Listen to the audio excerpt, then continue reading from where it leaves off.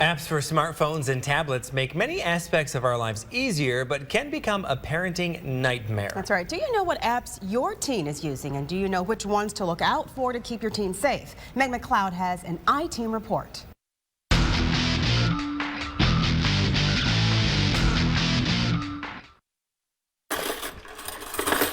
It's just another weeknight for the Butcher family.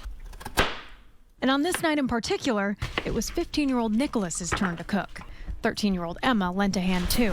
Do we need knives, snack? While sitting down as a family hasn't changed much in decades, the world around us certainly has. And I have like Instagram and Snapchat. Smartphones have given us a whole new way to conduct our lives. And Tracy Butcher told the iTeam she sees it with her teens every day. They use them for everything. I mean, absolutely everything. Calculators, recording, taking pictures of notes on the board instead of writing them down. As easy as smartphones and tablets and their endless apps have made life, they've also opened the door to new topics parents often don't want to talk about, capabilities they might not want their teens to have, and relationships they don't want their children making. In the past few months, numerous scandals and heartbreaks involving teens across the country have been sparked on an app. Back in November, there was a high school sexting ring in Colorado where students saved and exchanged hundreds of nudes using password-protected photo vault apps disguised as a calculator or media player.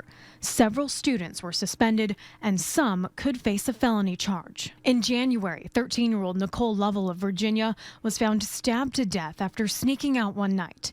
Police say she met one of the suspects on the messaging app Kik. 18-year-old David Eisenhower and an alleged accomplice face several felonies. Mid-Michigan isn't sheltered from these incidents, though. In January of last year, a threat on the anonymous messaging app Yik Yak caused more than half a dozen schools in Midland, Bay, and Saginaw counties to go into heightened security mode.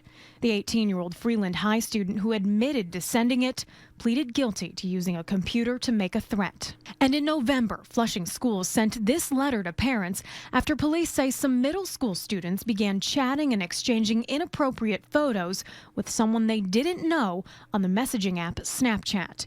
The Michigan State Police say, as is common with child porn cases, that individual then started to make threats against the middle schoolers if they didn't send more pictures. With new apps coming out every day, the Michigan State Police Computer Crimes Unit says you need to be just as concerned with who your children are chatting with on apps as you are with who they're hanging out with. You need to be involved. As a detective for MSP's Computer Crimes Unit, David Ferguson has seen firsthand how teens can get themselves into risky situations they don't know how to get out of. He says parents need to teach their children their actions on the internet or apps have consequences, and you can never trust what you read or who you come into contact with. Plus, you should always have all of your teens' passcodes. Know how many and what kind of accounts they have, keeping in mind they could have more than one persona. Monitor all messaging apps and limit your children's time with their devices in private spaces like their room. Ferguson says the goal is for parents to be, at the very least, cognizant of what their children are doing in their virtual world. Not to be obsessed with protecting our kids, but to have an active approach with keeping them safe. Tracy Butcher would be a model example of that. While Tracy says she prefers to keep an open dialogue about what her teens are doing and who they're talking with via their apps, she'd pay for one of the programs, like TeenSafe for instance, to monitor her teens' activity anonymously if she had to.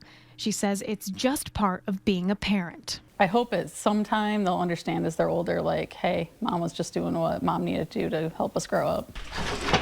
While technology has changed over the years, there's one thing that hasn't. Teens will be teens. And Tracy says all parents can do is their best in trying to keep their children safe. Just try your hardest, because it's way different now than it was when we were younger. There's just so many more avenues for people to find other people.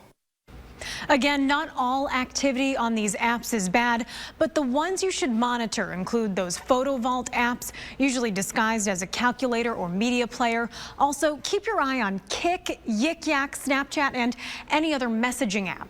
In the studio, Meg McLeod, WNEM TV 5.